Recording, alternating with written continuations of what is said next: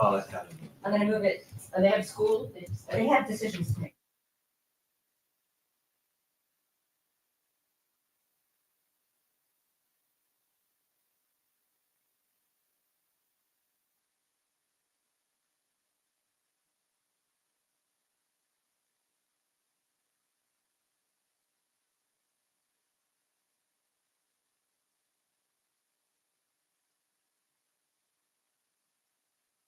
All right, great, thank you. Good evening, welcome to this public meeting of the Princeton Board of Education. The board is an elected, unpaid group of 10 citizens who set policy and make decisions on educational, financial, and personnel matters for the Princeton Public Schools on behalf of all residents.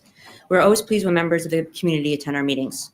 The board and school district operate under applicable New Jersey laws and under regulations of the New Jersey State Board of Education. Each meeting includes an opportunity for those attending to comment on items on the published agenda or other matters of interest to them. The board reserves a right to limit the time allotted to public participation. The law limits discussion of individual personnel and confidential matters. We hope our meetings provide useful opportunities for communication between the board and the community. Thank you for attending. As required under the Open Public Meeting Act, NJSA 1046, et sequential, adequate notice was given for calling this meeting. It was authorized by the Board of Education and forwarded to the municipal clerk, Princeton Packet, and the Trenton Times on January 9, 2025. It is distributed to the schools and others on the standard distribution list. The budget was advertised on April 25, 2025. The board reserves the right to enter an executive session during all meetings of the Board of Education. Board Policy 168, recording devices, requires that we inform those attending this meeting that the proceedings are being recorded. This meeting is being live streamed.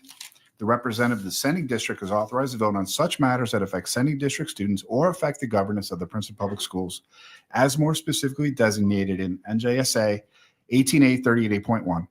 Sending district votes pertaining to personnel actions refer to high school, central administrative, and district-wide staff only. Votes otherwise are considered abstentions. In the event the statute is amended, the bylaw shall take precedence over this. The statute shall take precedence over this bylaw. Thank you. Mr. Bolden, would you please call the roll? Sure. Daphne Kendall. Here. Beth Barron. Here. Debbie Bronfeld. Here. Mara Franceschi. Here. Eleanor Hubbard. Here. Susan Cantor. Here. Ari Mizell. Here. Chris Santarpio. Here. Catherine Lara. Here. We have a quorum. Thank you, Mr. Bolden. So we're going to adopt 2 minutes. Just remember, if you were here for those meetings, the first one, adoption of the minutes for March 18th, 2025. Mara, second. Beth?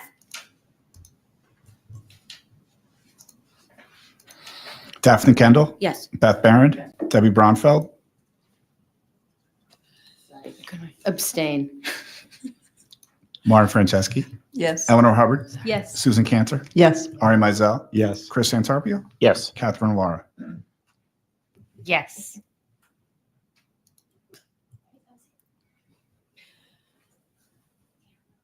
I know that all of you weren't here all the time. That's why I said it. I'll correct it afterwards if I Yeah. find it. But you were. Take care. Don't worry about it.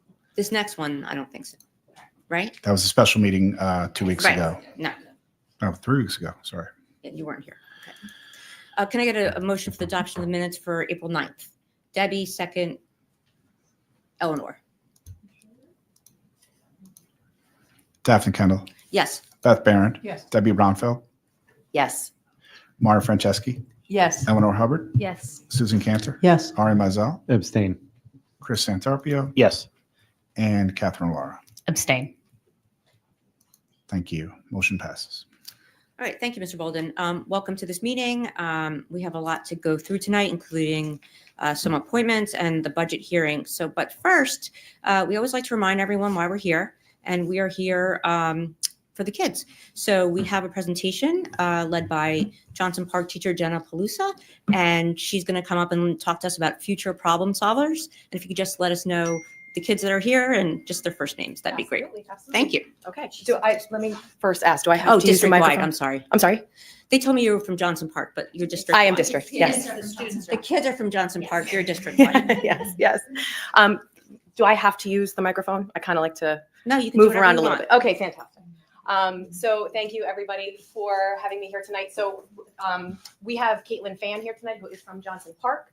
She's 5th grade, and then we have Maj Chahal. She's actually from Little Brook, and she is in 4th grade. So they have a little piece that they would like to share with you, and I would like to honor everybody's time tonight. So I apologize if I speak quickly, But I am here as your Quest coordinator, which, if you're not aware, is our kindergarten through 5th grade gifted programming here at Princeton Public Schools.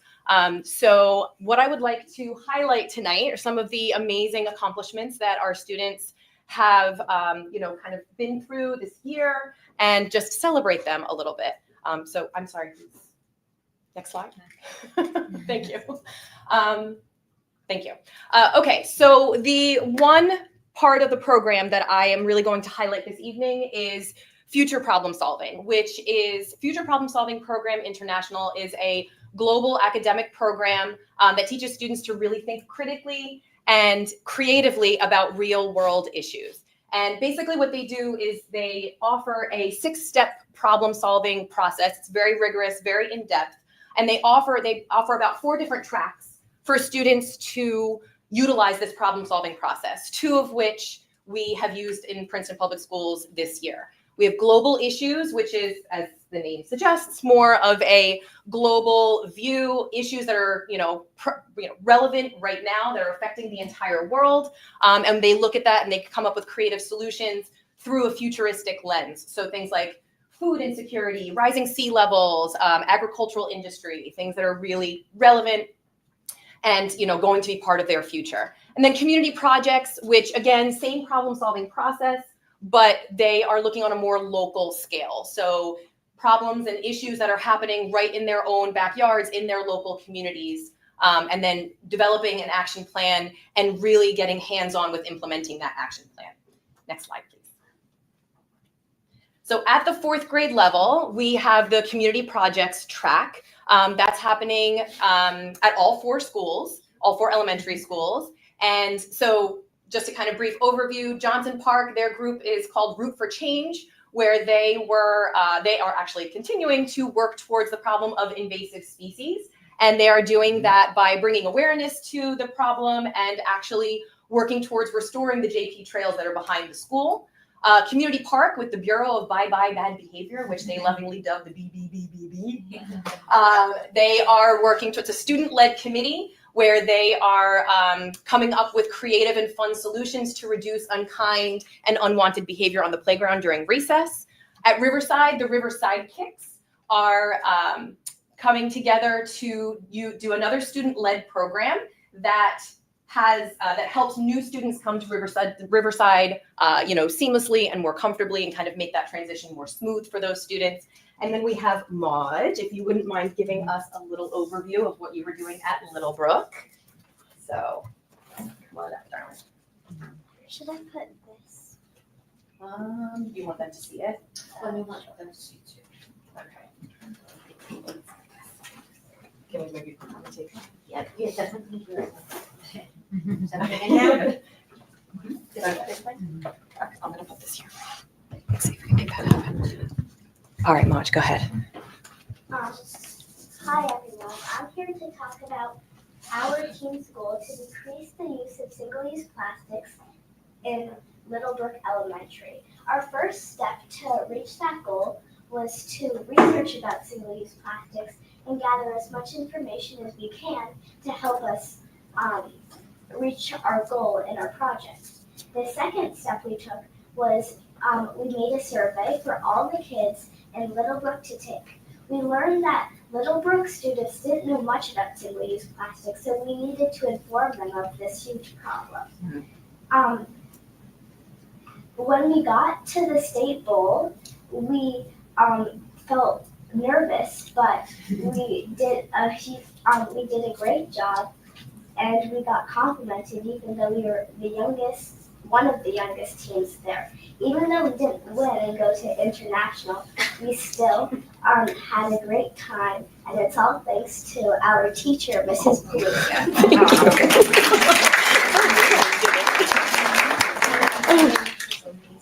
Yeah, they did a fantastic job.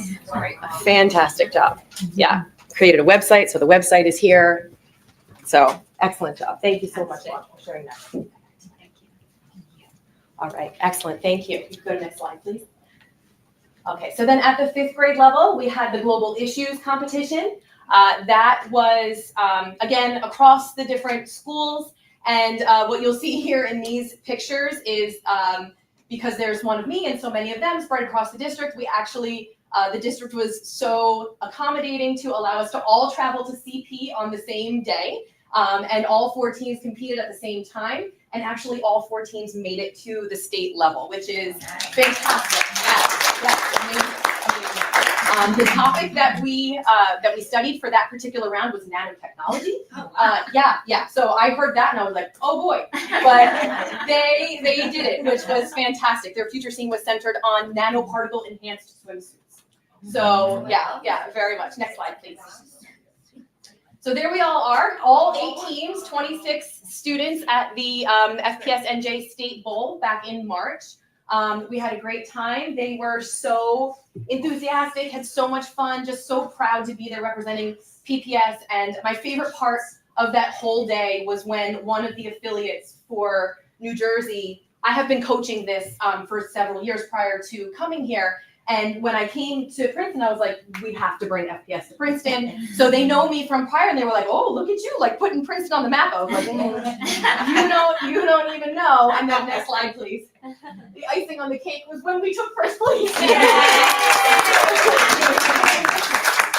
Yes, so our team at Johnson Park, they took first place for the junior division for that booklet on nanotechnology, and they have been invited to Bloomington, Indiana in June to compete at the World Finals.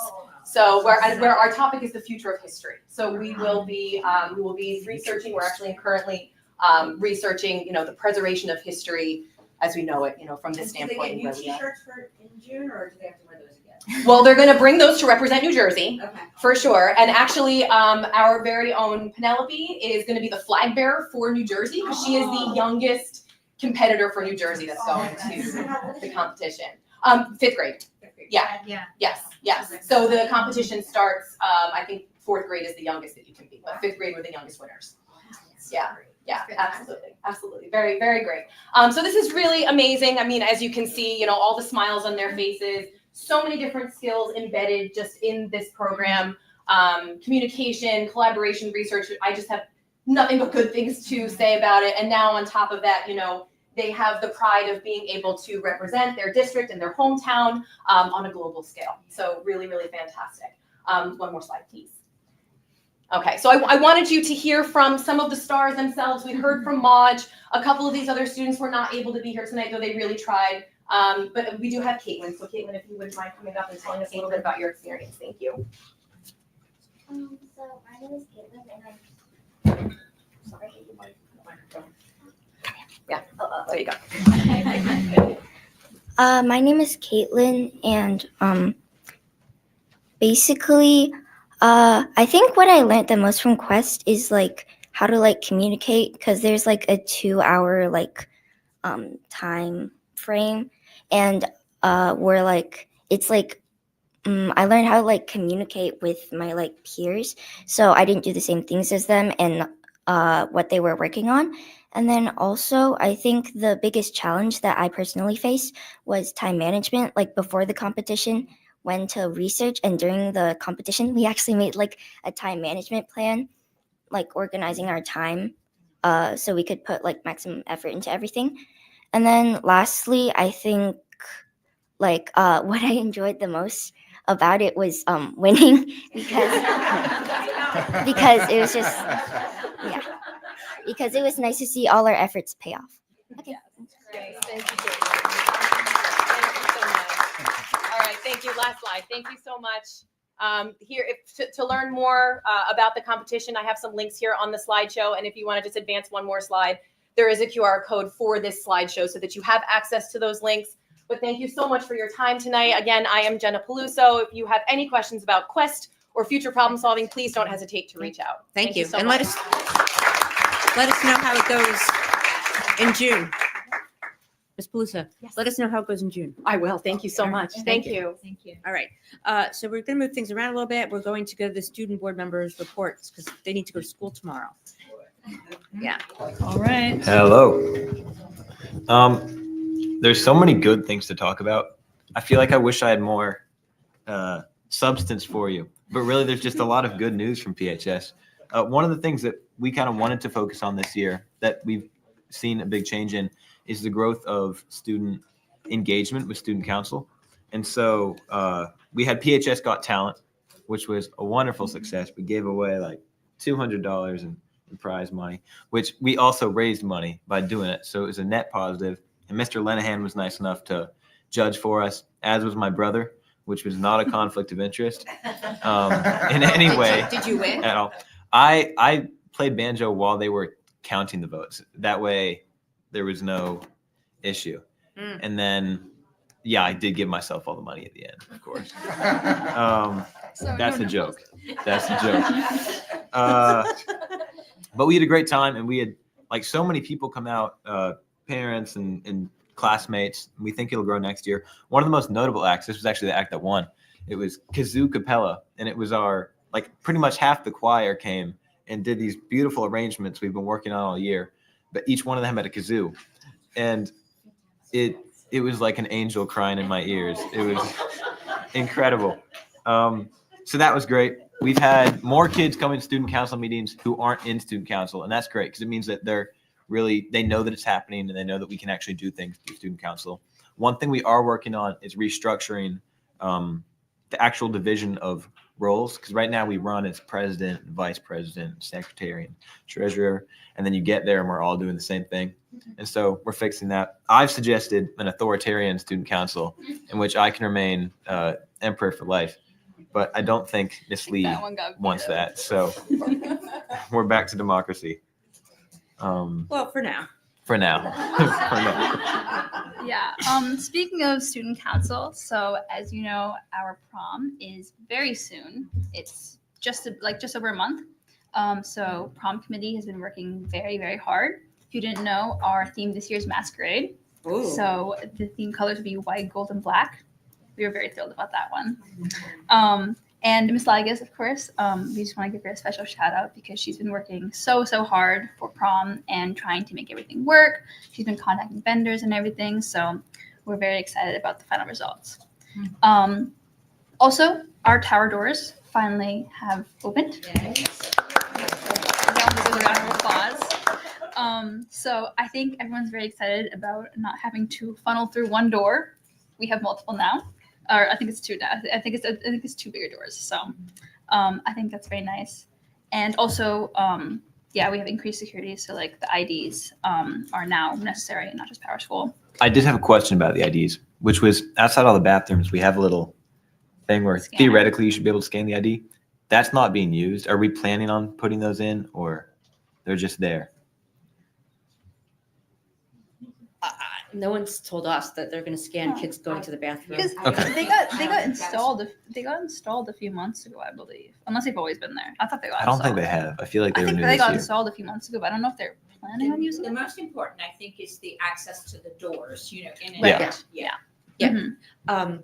But let us know if they start scanning you. Into I'll the let you know. Yeah. That'll Yeah. be We're not aware. a new experience.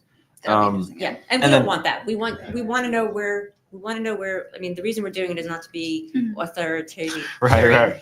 We want to know where the kids are. Yeah, right? exactly. But we don't need to know exactly Mhm. Yeah. where you are or how long you've been there. And we have heard from teachers Or maybe we do. concerns about students being out in the hallways more. And it's been very good actually to see teachers be a little more strict with this. I think they got some advising of how to deal with this, how to get students to actually stay in class. Which we always stay in class because we love class, and that's of course. But there's always kids, especially with the 90-minute block periods, people take little breaks. But that won't be a problem next year. I think all the things that we love about school will be the same next year, and all the things that we don't love will be entirely different next year. Oh. So we're set. Thank you. And for that. then one last thing I wanted to say is that as per Quest, my little brother Hugo is in it, and he loves it, and he talks about it every day. So I'm so happy that exists. Good. Thank you. Thank you. Yeah. Thank you. And honestly, my only concern about having the ID scan is that it's usually it's in the back of my phone case. It's I think it's the back of most kids' phone cases. So you'll be taking your phone to the bathroom, which I don't know if the teachers want to encourage that. We'll see. Oh, that's a good point. But yeah, I'm just putting it out there. And I don't think anyone just carries around their ID. I have it on my phone. I don't know if you do that also. I you always flip- bring you my flip ID to phone. school. And the final thing, speaking of which, that we wanted to bring up was just about finishing strong. We have a month and a half left. We have APs in a week. Everyone's very stressed, but I think we also want to take a moment to step back and recognize how far we've come and just like wrapping up the end of the year, as we know, the seniors. True. But yeah, which definitely staying in school. Yeah. Definitely finishing Yeah, strong. I'm there every day. But yeah, that's everything we have for today. Okay. Well, Thank thank you, y'all. and enjoy it. Appreciate it. We will. So now we have one more item, and then we're going to take a little break. Can I get a motion for the appointment of business administrator and board secretary? Mara, second, Debbie. Okay. So tonight on the agenda, we have, because Matt's leaving us, we have a vacancy. The appointment that we're going to vote on in a minute of Andrew Harris as board secretary and business administrator. He maybe will join us from South Hunterdon Regional School District, where he spent the last 4 years as school district BA and board secretary, where he was responsible for managing the budget, large-scale construction projects, and very important here in Princeton, an HVAC replacement. You do not know how important HVAC is till you come to Princeton, but hopefully someone told you that. We're excited. What I'm most excited about is your Andrew, Mr. Harris's experience as a teacher before he became a business administrator, and we're very excited that this perspective will ensure your decisions are always student-centered, balancing fiscal responsibility with a commitment to supporting teaching and learning, which is why we're all here. So with that, can we get a vote, please? Daphne Kendall, Yes. Beth Barron, Yes. Debbie Bronfeld, Yes. Mara Franceschi, Yes. Eleanor Hubbard, Yes. Susan Cantor, Yes. Ari Mazel, Yes. Chris Santarpio, Yes. Catherine Lara. Yes. It's unanimous. Okay, welcome to Princeton, Mr. Harris. I don't know if you want to say a few words. You don't have to, but everyone's going to want to see who you are anyway, so. I just wanted to say thank you first. I'm very, very excited for this opportunity, and I'm looking forward to working with all of you. I'm really excited. This is a great place to be, and I'm looking forward to the future. So thank you. Thank you. And what I didn't mention and what I really appreciate is that when we all met you, you had a great sense of humor, which is, again, another thing that's very important here.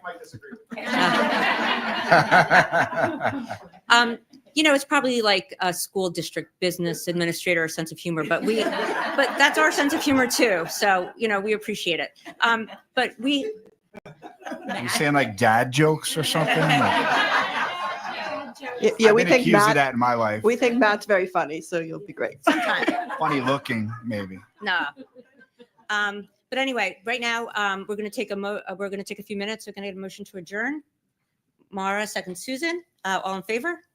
And we're going to take what time is it? It is 7:59. We'll be back at 8:15. Thank you.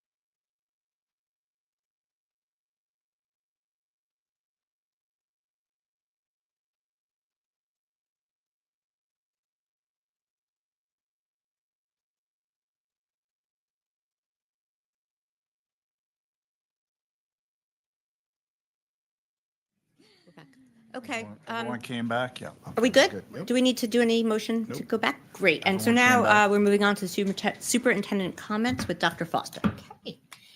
Good evening, everyone. We're going to keep the celebration going because we have some really great news. Last month, I shared some data for the strategic priorities for the 2024-25 school year.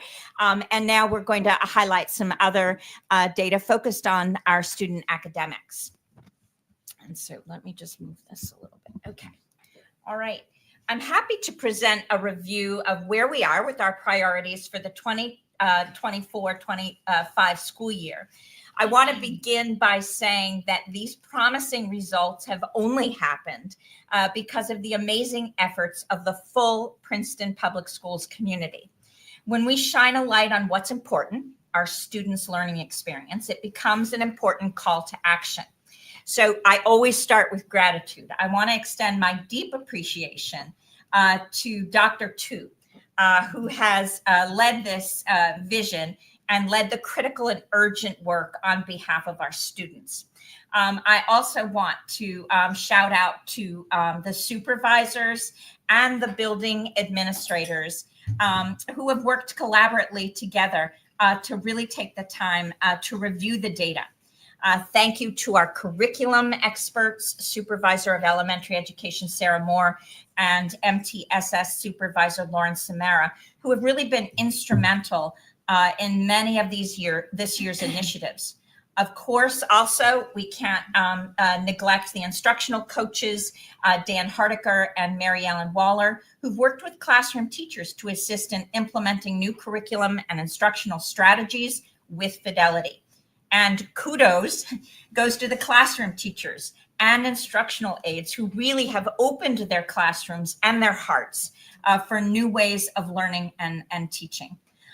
This year, too, we're really excited because the general education teachers collaborated with the special education teachers, and they had shared goals so that they had the same high expectations for all of the students in our care. So I just am really excited about that. So I want to just talk about kindness, of course, again, because that is something that has been an initiative every single year. And we know that kindness extends beyond simple acts of generosity and politeness, although those are always appreciated.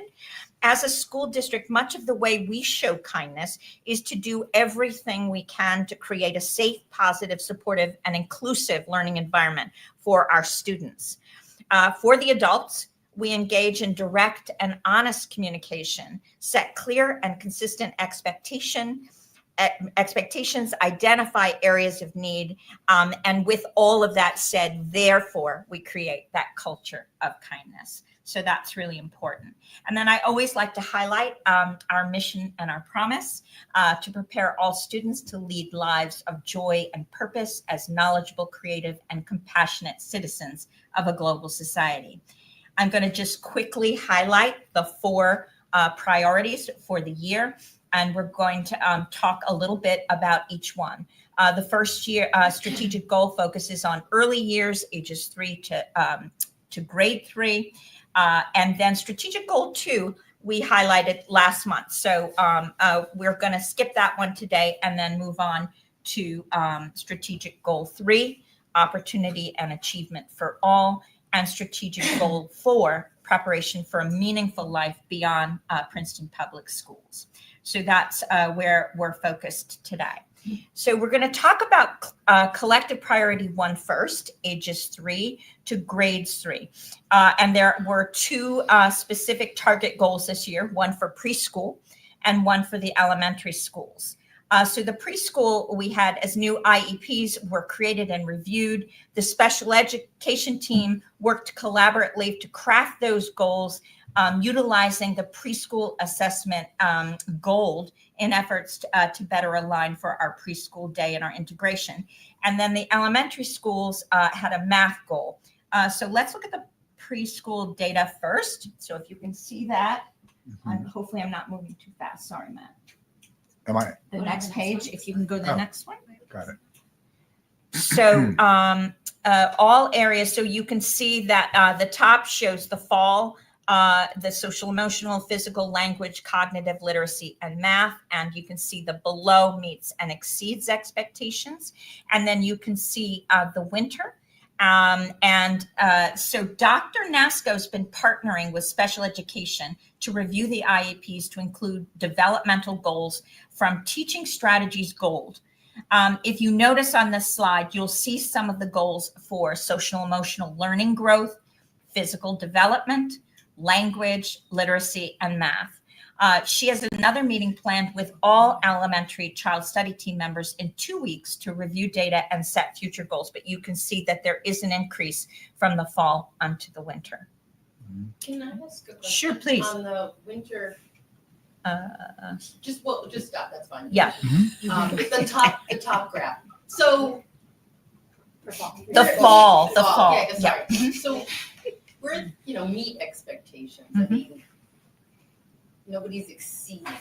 And I guess, is that a lot of pressure or something? So, these are developmental. Oh, I should probably put my mic on. So these are widely held expectations that are developmentally appropriate goals. So in the fall of pre-K, they really shouldn't be a ton of students meeting or exceeding expectations, let's just say. And it's across several domains. So it's not just academic, but especially social emotional. That's what we see what our biggest needs in pre-K are, whether in special ed or in general education, are those social skills and the ability to communicate needs. So if you go down a little bit, Matt, you will see that in the winter, we have more green, right? Yeah. And then the The green goal is would be to increased. have even more green come the spring round of assessments. Yep. Thank you. Mm-hmm. And we'll go to the next slide, elementary math data. So here are math data points for Linkit. That's the top chart. And iReady, which is the bottom chart. Bubble means students are expected to meet expectations. So right on the cusp.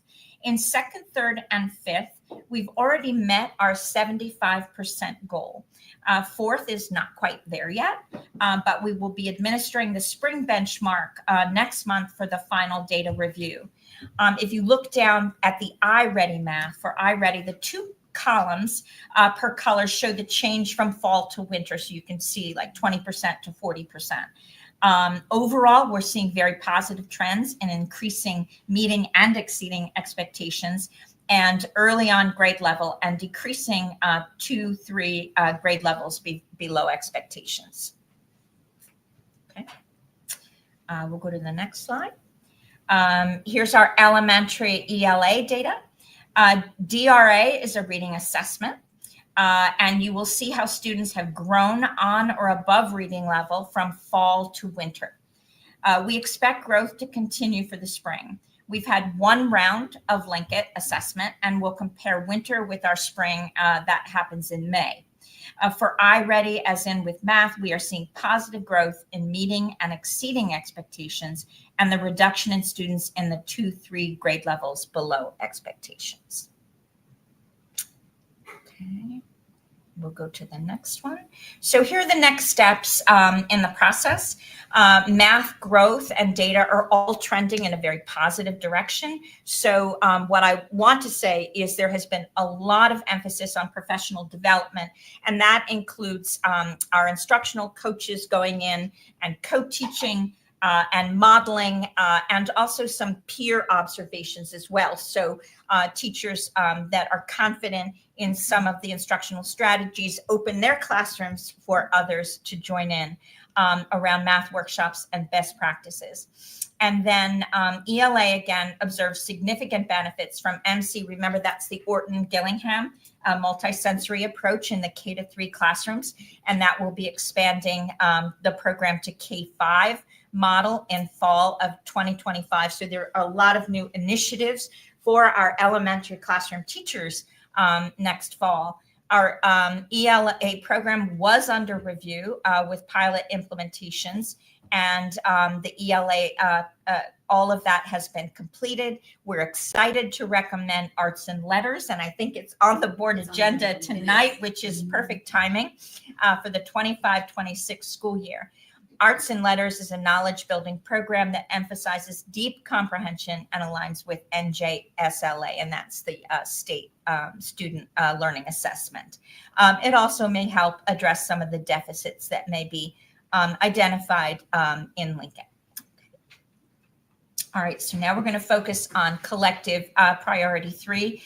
And this is really our math grades 7 and grade 8. So we have some data. There is more data to come. So I'm going to just go to the next slide. Students who have been placed in math lab, this is the goal, will increase their NJSLA score from spring 2024 to 2025 by an average of 10 points.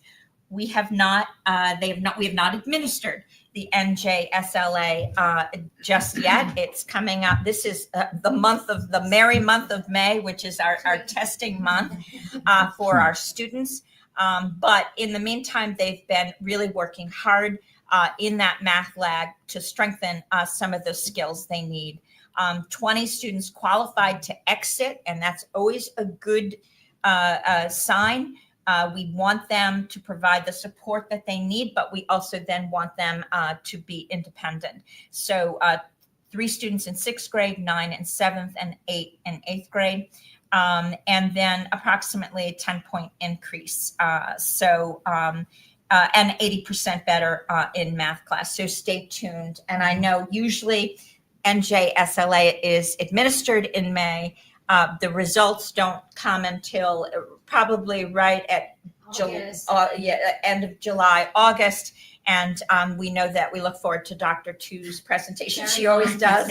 Long presentation in September. Okay.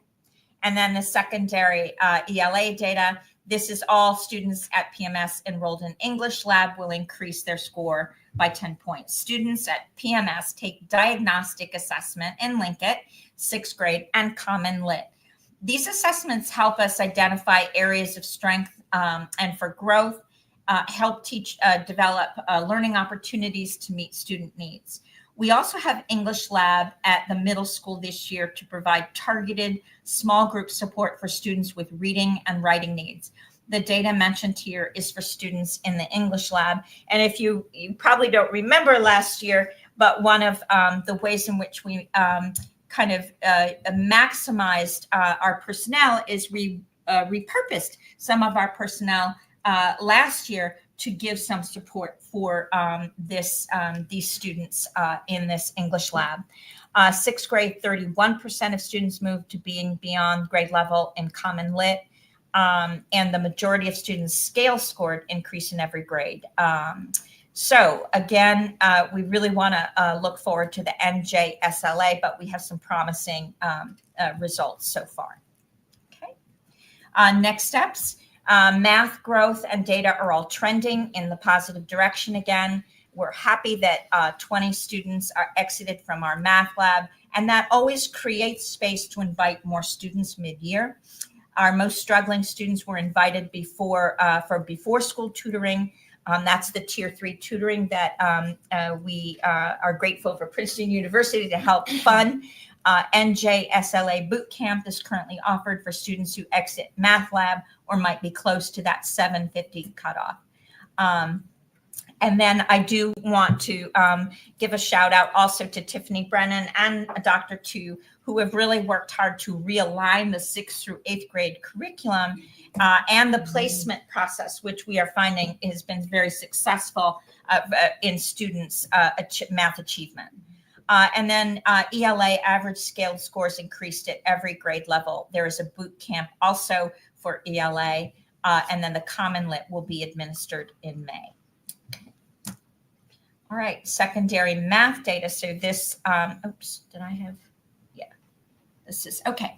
We have yet to participate in NJSLA, but are trending with our iReady growth to support students in Math Lab Tier 2 support program. So you can kind of see how that works. I'm on the wrong, yeah, hold on one second. There we go, collective, how that, collective priority 4. Okay, this is twofold, so we're gonna highlight the first one, and I know Dr. Tu will be talking about the second piece of it, which is that portrait of a graduate skill specifically later. But we're gonna focus on our high school 9th and 10th graders to make sure that they are on track to graduate with multiple indicators with attendance, emotional and mental health, course grades, and GPA. Okay, so we're going to go here. 9th and 10th graders on track to graduate. That's just sort of highlighting it again, the goal. Here's a snapshot of the success.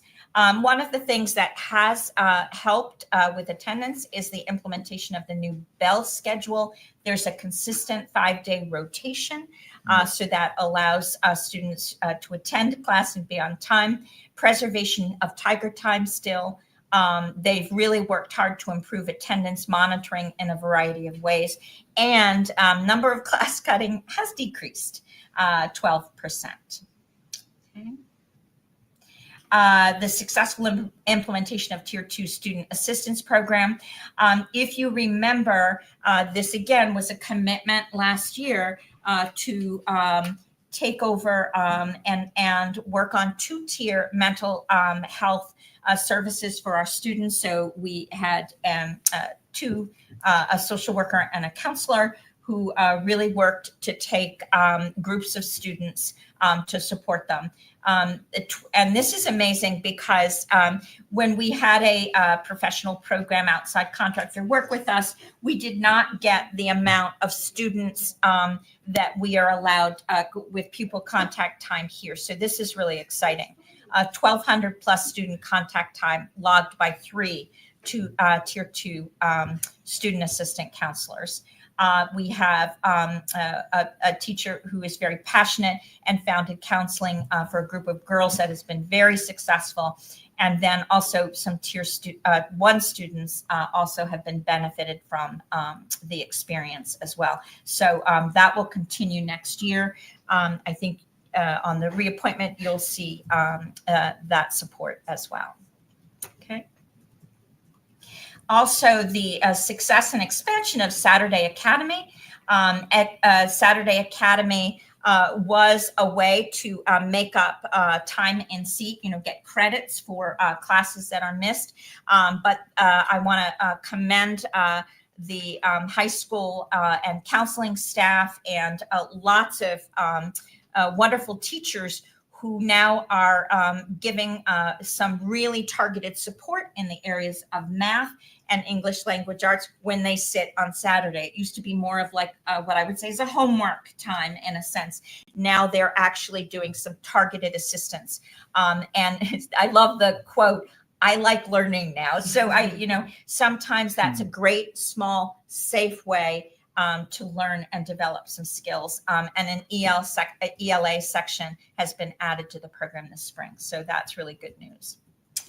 And then all English as second language students in the English Plus program successfully passed the AccuPlacer test. This is exciting. This is a graduation requirement on their first attempt. This is one of the ways, remember the graduation requirement, you either would have to pass the NJ GPA, their SAT, ACT, but many of our multilingual students don't always get a chance to take some of those courses. So the AccuPlacer is another good test to support that work. And then all students in Math Plus and English Plus classes have met the graduation requirements. So that is really fantastic news. Okay, and that is it for now. Yay. Any questions? So what I will say is stay tuned. We continue to track the data, but again, I just, it does take a village. I so appreciate every single person's contribution in helping elevate our students in their success and achievement. Thank you, Dr. Foster. We really appreciate the report and the update. Moving on now to the budget presentation, which hopefully is short. Ouch. Well, Yes, I will make it short because a lot of it This is a third we've time. talked yes. over. For- Yes, exactly. Yeah. So we're And adopting. it's a board the- member's husband's birthday, and somehow Yes. someone thinks I have control over the length of the meeting. We already Oh, had cake. So we won't we read the cut mission that- statement since Dr. Foster just read it. Yep. Strategic planning goals, we just went over. Budget calendar, we have to talk about that. So we're at the bottom now, passing the, adopting the budget, if you will. We have tentative adoption back in March. 6 weeks ago, the state approved our budget. We'll get into one of the big changes between the tentative adoption and now. And it's not that big, but it had to do with the issuance of debt. We talked about our budget drivers last time. Inflation is still out there. Healthcare costs are definitely driving things higher right now. That may change even more so when the GLP class of drugs become pill form versus injectable. Yeah, and we know that's a point of focus, but I want you to know, I just wanted, not for you, but the spend for the district. I want you to know that someone asked a board member if those GLP ones were for kids. So, yeah, so I just want, for the record, that's part of our self-funded prescription plan, right? For Yes, employees. our self-funded RX plan. Yes. I actually have, I don't want to even, I don't know if I don't Well, think not they're our- no, prescribing them our for students. adolescents. Not Not for not for no, students. Not unless they're docked. Yeah. No. unless- So just to be clear, this is a benefit for staff and their families. Well, Yes. Matt's going to tell you that maybe kids could get it. So we're not going to go there. You're right. But it's not students. No, it's not students. Right. No. Employees. All right. So Anyway, I just wanted to point that thank out. you. Yeah. Thank you. This is the chart of our debt service. We passed a large referendum on January 28th, 2025. So we are well underway with planning heavily with our professionals. Debt service is about 17% higher than the peak back in 2021. This is our tax impact overall because of the bonds. And I just want to point out, once again, we've been saying this a lot, we do say it a lot, but it's important to keep saying it that we had a tax break there for a number of years. We were planning for a long period of time. So there was a lot of debt service that did roll off the books. And then we slowly planned and passed referendum and are getting state debt service aid. So we are about 17% higher than we were. So that's driving the tax impact for the year. On average, the average, if you will, homeowner would pay about $440 more a year. This is our general fund tax levy increase, which this year is 2.91%. Because of the healthcare waiver, which the district needs to take to keep pace with healthcare inflation, which we just had a little discussion about, one small part of that. Our banked tax cap analysis, we have a little bit of expended healthcare waiver, about $13,000 that will be created this year. So not a lot. Our fund balance has increased significantly over the last 6 years. We're about $14.5 million. We are putting more money back into capital reserve after spending some over the last few years going back. The budget trends, salary and benefits are 75% of our budget. I mean, if you add in charter, it's 82% of our budget. So there's not a lot of discretionary spending left aside from that. With a lot of pressure across the board, that's eased a little bit. Inflationary pressures have definitely been a challenge to school districts around the state. Our adopted budget analysis is here, where we can compare some of the categories where we're spending our dollars. The big picture really we're looking at is that expenses, and this is a 4-year comparison. So expenses are outpacing revenues by over 4 years, about $1.2 million. And I think that really tells, a tale of the pressure, of the inflation that we've been talking a little bit about. I've been talking a little bit about. So it's going to be a challenge. It always is, with 2% tax levy growth, to be able to weather Bless you. inflationary. Bless you. So super important to keep that in mind as we move forward. Yes, Debbie. Curriculum jumped. Are there just maybe a couple little highlights? It's I'm sorry. No, hear this. Well, that Wait a was minute. that Oh, was, I'm sorry. I didn't realize it was 21, 22. That was a very low number. Yeah. No, I didn't have Yes. the year. We also Yep. have a lot of like ESSER funding. That Yeah. coming Oh, in yeah. At that Okay. time to offset that. But you will, so on the board agenda for approval, program adoption night is a new K-5 ELA program, and that is in the budget. It is not an additional cost. It is built into the budget, and we stayed flat. So we didn't add. We are really trying to utilize what we have. When I started here about 5.5 years ago now, we didn't really have enough in the budget to adopt curricula, on a rotational basis. So we've kind of level funded that and done a great job in allocating our resources more effectively, from my point of view. This is what I was talking about. The change between the tentative adoptions about 6 weeks ago on March 18th was related to our debt service. The bond sale was done on a week after, on March 25th, and then the bonds closed on April 8th. So that did increase by about $114,000 our debt service tax levy, which means we just amended. We will amend and adopt our budget. The bond sale was at 4.02%. We had hoped to be around 3.75%. So that's that. Our revenues, we went over this a lot at the last budget meeting. Nothing's changed on the general fund side from tentative adoption till now. Expenditure analysis, and then any questions relating to, from the board first, and then from the massive amount of public. There are a few people here, so we'll take the questions up at the dais first. Thank you, Mr. Bolden. Great job. A couple things. Our state aid was reduced this year. Can you just tell us what that amount was? Yes, our state aid was reduced by about the same percentage, thankfully, that our charter school tuition went down this year. So when we get increases in our state aid, it's usually followed an increase in charter, they've kind of walked lockstep over the last few years. So was it about a 3% decrease, Mr. Bolden, in state aid? So 3%.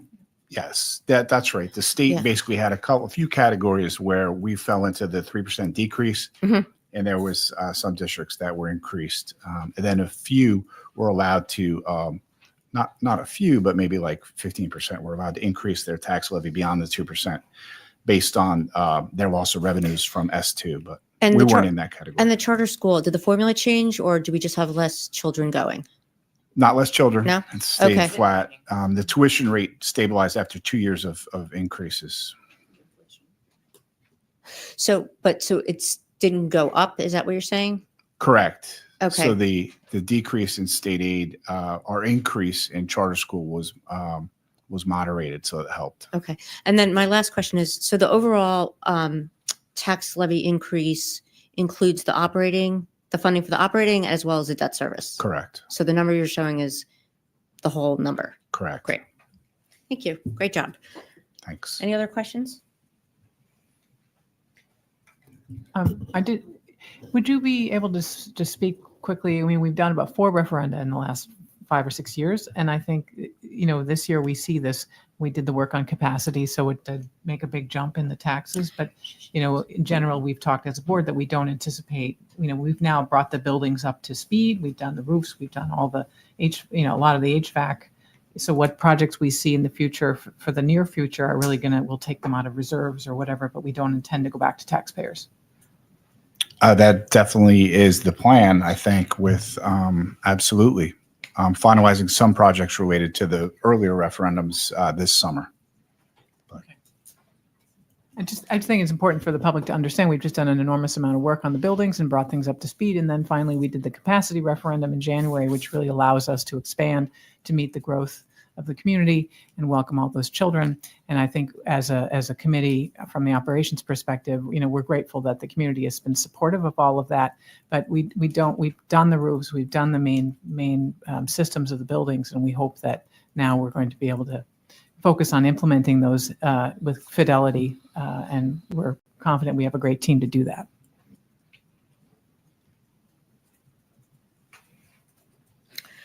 All right. So right now is public comment on the budget. Is that part of the consent? It's part of the consent, right? Correct. Okay. Is there any public comment on the budget? Oh, please come up. Just state your name, the street you live on.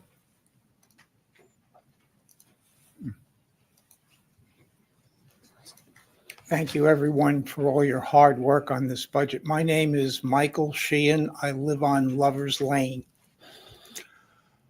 I noticed looking at the total expenditure schedule, that last chart that was up on the screen, the proposed budget for this coming school year is a little over $111 million. And that's up about $2.8 million against this current year's school budget. But you all did a great job in this current year and saved over $3 million compared to what you planned. So the new budget is up almost $6.1 million over what you actually spent in this current school year, or close to 5.9%. And I'm curious whether or not those kind of year-to-year increases are what we can expect going forward. Well, one of the, we were forced to, in New Jersey, we have very conservative state laws. So we're forced to this year budget, since I've been here 6 years, six budget now, almost $4 million of fund balance, which we don't anticipate in spending. So it makes the past budget look like it's increasing at a faster growth rate than it appears. The goal is to, at least break even, but we've been adding back some fund balance over the years. So it's one of the mechanisms of the state budgeting laws in New Jersey. It's very conservative. And we go through that when we do our debt service reviews. Like when we just issued these bonds, we have to go in front of Moody's, and they compare us to other school districts around the country. New Jersey is very conservative, and they look for a lot more fund balance around the nation. So we take a little bit of a hit when it comes to Moody's, but we still have a AAA rating, but it's one of the areas where we do struggle with. So it's that you can see here at the bottom, the fund balance of $3.9 million.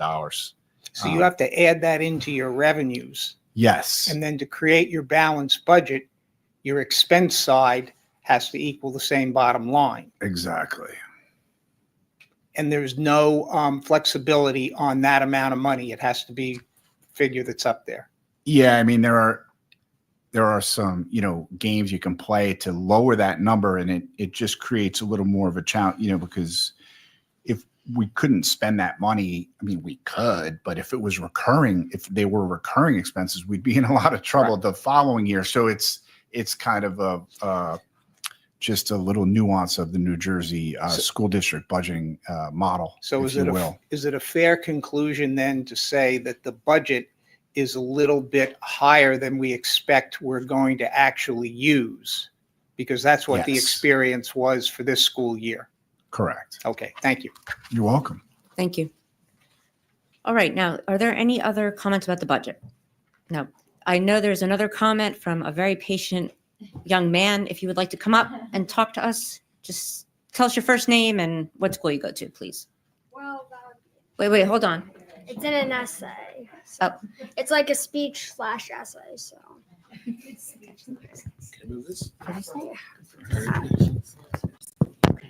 Hello? Hello.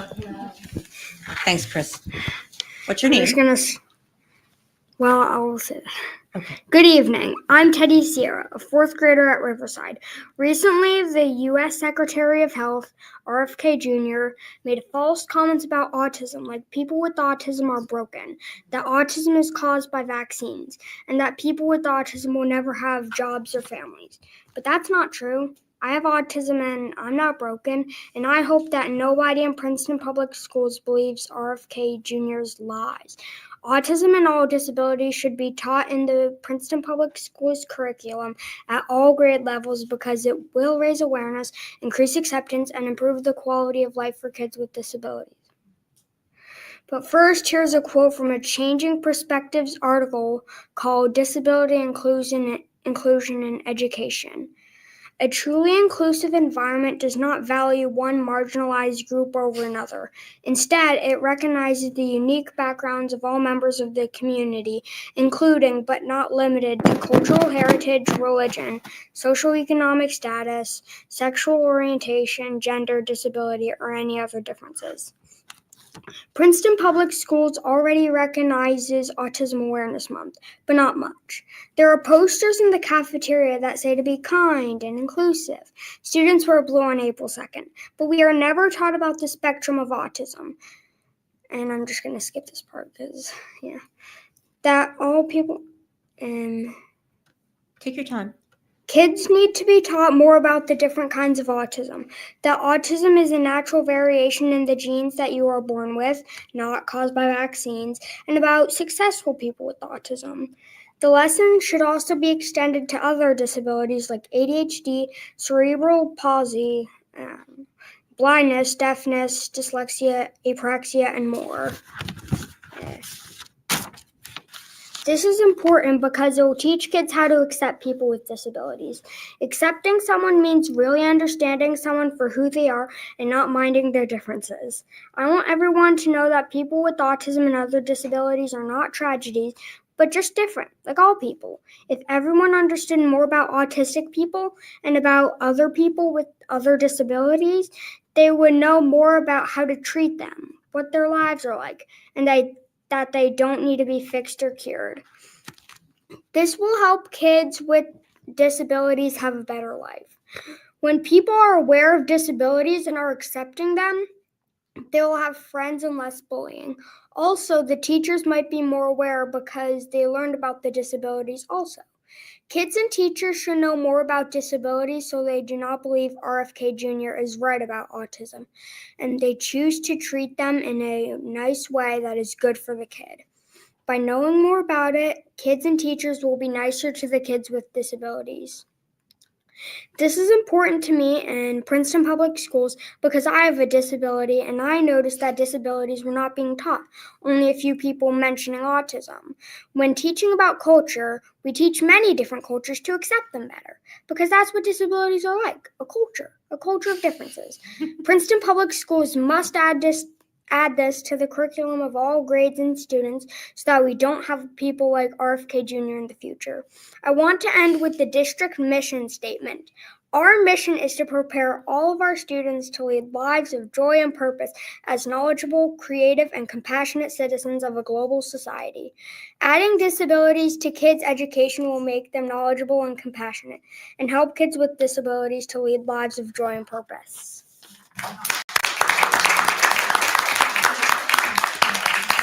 Any questions that I have to stay up on the podium for? Wait, thank you. Your name is Teddy, right? Yeah. Teddy. Well, my real name is William, but my nickname is Teddy, so please call me Teddy. Oh, well, call you Teddy. We loved it. Is it possible for you to email us your speech? Is that okay? Yeah.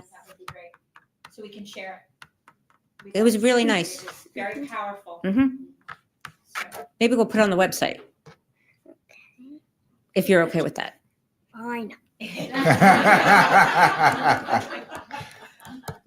All right. Just let us know when you email it, if that's okay. But that was really beautiful. Thank you. Okay. Yeah. Thank you. All right. Thank you. Did you get cake? Yes. All right. Well, I mean, we made you wait, but all right. I just feel like myself. All right. Moving on now. Policies. We're going to get back to the agenda. Good night. Thank you. J1, policies for a second reading. Moving on to K1, harassment, intimidation, bullying. Moving on to board committee reports, highlights, and we have long-term planning with Beth. Thank you. Long-term planning met on April 24th, and we were able to hear some of the planning work that's being done by our architects, and we really appreciated going through some of the plans for the buildings and seeing where those are coming.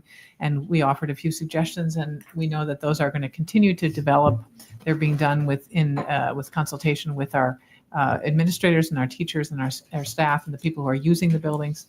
And we are working on a schedule to talk about when those will be presented to the board and then the public, so people have a chance to give some input. And our next meeting is on May 22nd.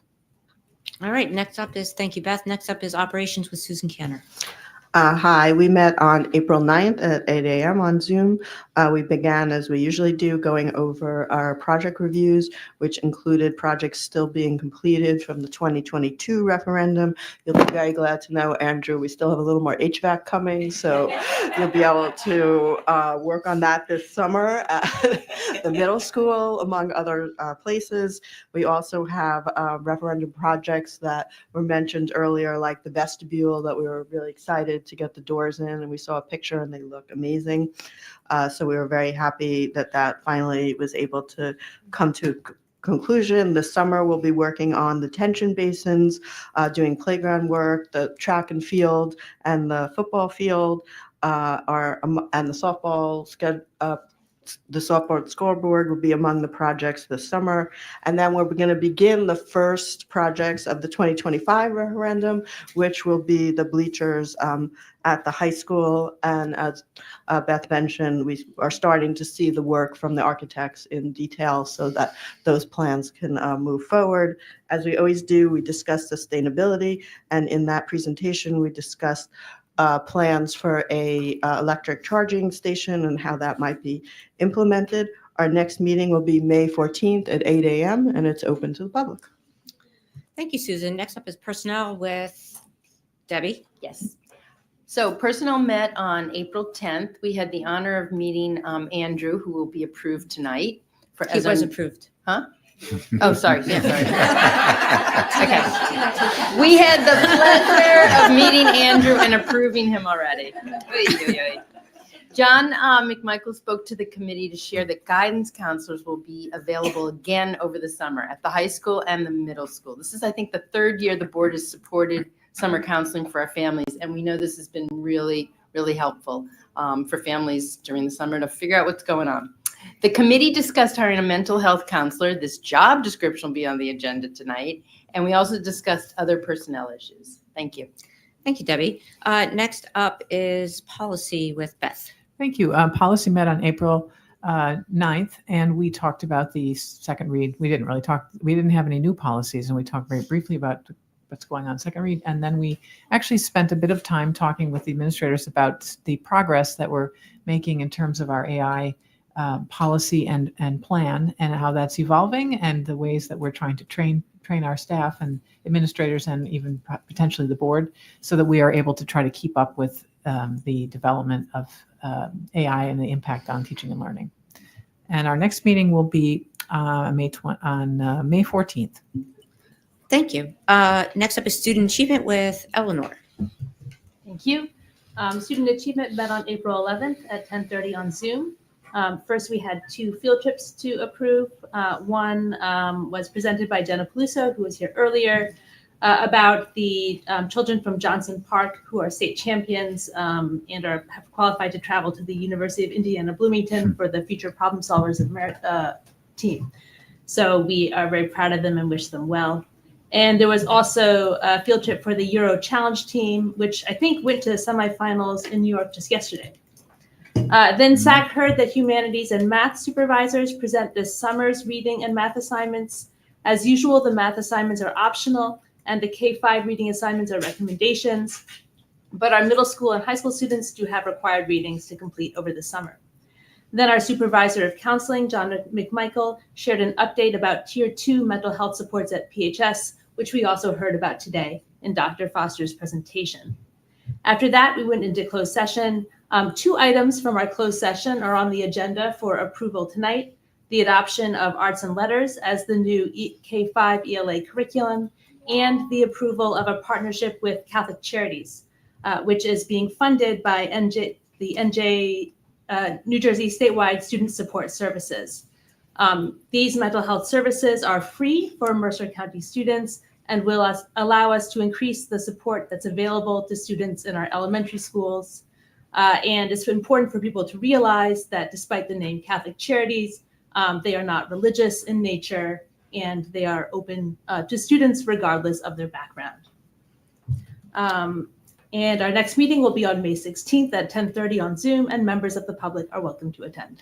Thank you, Eleanor. And I'll just say that I just want to add that we all met the Catholic Charities therapist leadership, and they were very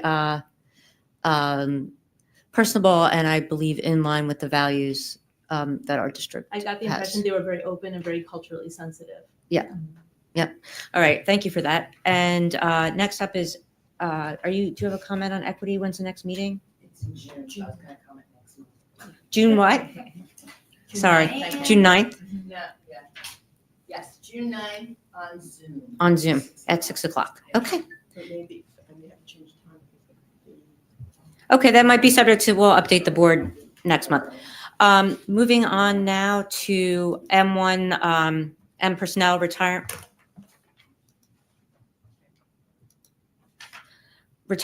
I just want to point out we have 4 teachers resigning with, if my math is right, 117 years. 3 teachers and 2 aides, 1 controller, and 1 5th grade teacher. And I know Jen McCauley, we actually share a dog from the same breeder. She's been here a long time. I wish her all the best in her retirement. She actually got a 2nd dog. And Sarah Schwimmer, 5th grade teacher at Littlebrook, taught both my children, and she will have completed 36 years in the district. And those are big shoes to fill. Next up, we have M2 resignations, M3 appointments, M4 transfer reassignment, M5 personnel item, M6 leave of absence, M7 substitute student placement, M8 curriculum and instruction, M9 student services, M10 job description, and M11 6th period compensation revisions. Moving on, we have curriculum and instruction, and 1 is the MLU for dual enrollment, the 2nd year at CCNJ, and 2 is the ELA program that Dr. Tu and Eleanor mentioned. And 3 is the K5 ELA program. And 4 professional services, Catholic Charities, and 5 is educational consultants, Princeton Family Institute for summer, and 6 is student overnight trips, and 7 is student day trips. Moving on now to O, student services, special education, O1, educational placement of pupils 24-25, O2, Horizon Healthcare staffing, O3, care option for kids, and moving on, the adoption of the final budget, which we just did. I need to check something here on the, hold on one second. Financial reports is action item. It's an action item. Can I get a motion, please? Ari, second. Mara? Thank you. Daphne Kendall, Abstain? Beth Barrett, Yes. Debbie Bronfeld, Yes. Maura Franceschi, Yes. Eleanor Hubbard, Yes. Susan Cantor, Yes. Ari Mizell, Yes. Chris Santarpio, Yes. Catherine Lara. Yes. Motion passes. Okay, thank you, Mr. Bolden. P3, fire and evacuation drills. P4, lawnmower contract. P5, JAG 1, athletic trainer support services. And P6, registration travel agenda. Moving on now to our second public comment. Is there anyone else who would like to speak? No? Well, thank you for coming. Hope you had some cake. Good. All right, moving on now. Approval of the consent agenda item. Can I get a motion? Ari, second. Beth?